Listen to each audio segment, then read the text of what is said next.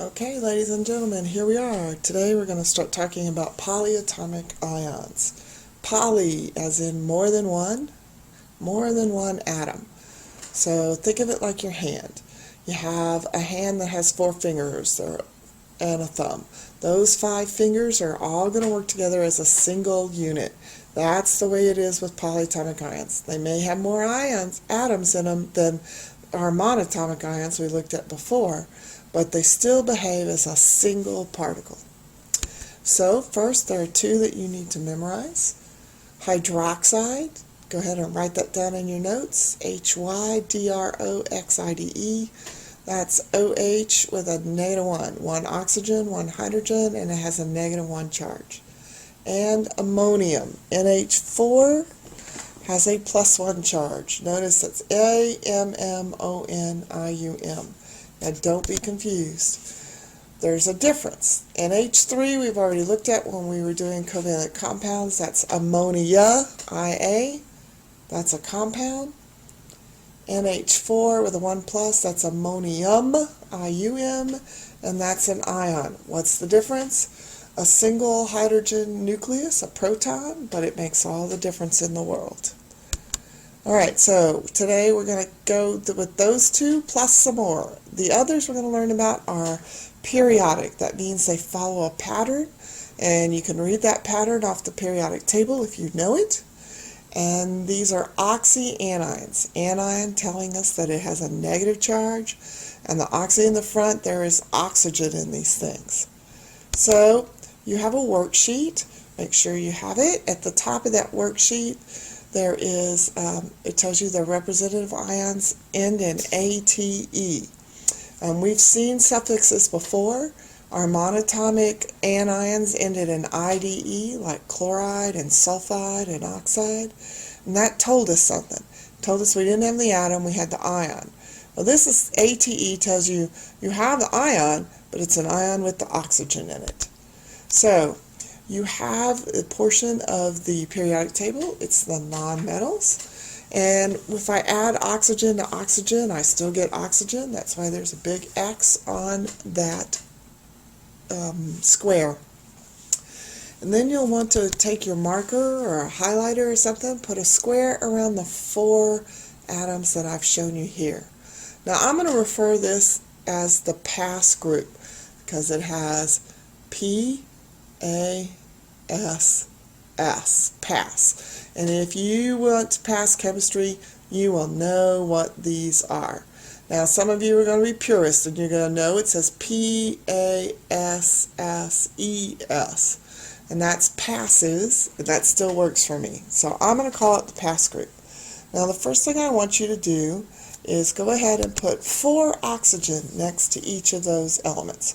So you get PO4, SO4, ASO4, and SeO4. And then everybody else is going to get 3. So BO3, CO3, NO3, SiO3, FO3, ClO3, BrO3, and IO3. If you need more time, you can always hit pause. The big deal is 4 for the pass group, where there are 4 elements. That works out nicely. And 3 for everybody else. Alright, so here are the names. We're just going to take the root of those elements and add ATE. You can have a little line. You can go ahead and write them on that line. So we've got borate, carbonate, nitrate, and fluorate.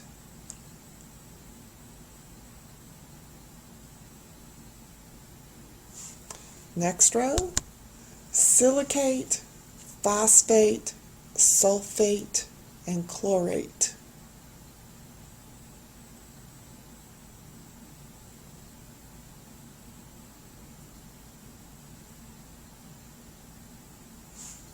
Next line, arsenate, selenate, bromate, and then the last one, iodate.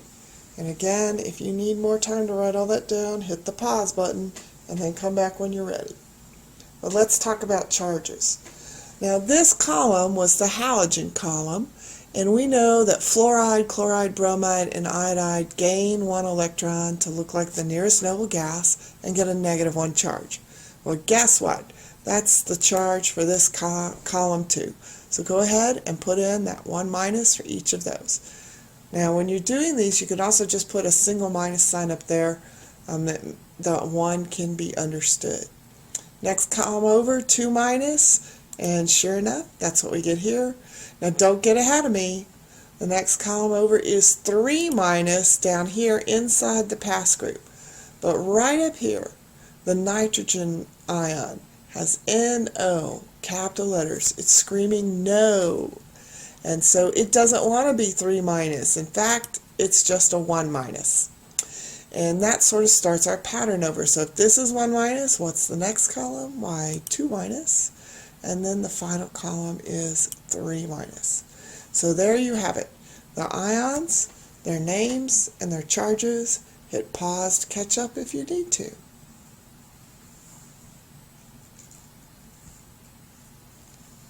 Okay, so the next group.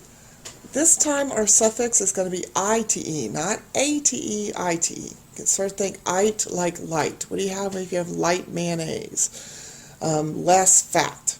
Okay, well here light means less oxygen, but they're going to have the same charge. So go to that bottom grid on your chart, put an X on the oxygen. We still don't add anything, just oxygen and oxygen. We're done. Put a box around the pass group. We still want them. But this time, instead of O4 like above, we're going to put O3. They have less oxygen. They're lights.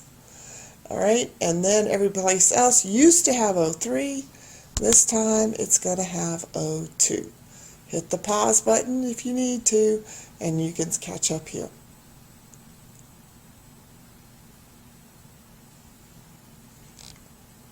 Okay, so we're back, and I told you that the charges don't change. So over there in the halogen column, -1, then moving left, -2, inside the box, -3, the nitrogen again up here saying no, and so it gets a -1.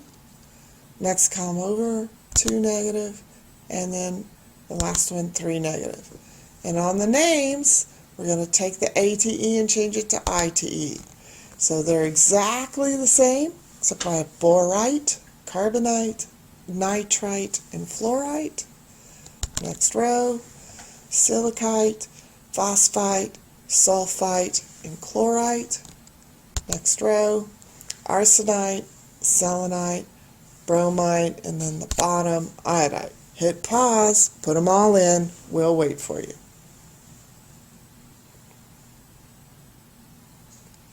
So you're back. All right. You have an ion identification worksheet on the back of what you just did. You can flip back and forth if you need to. Be sure to put the charge for each of those, whether you're writing the name or its symbol. When all that's done, come get a stamp and an answer sheet to check your work. And then we'll see you later. Thanks for listening.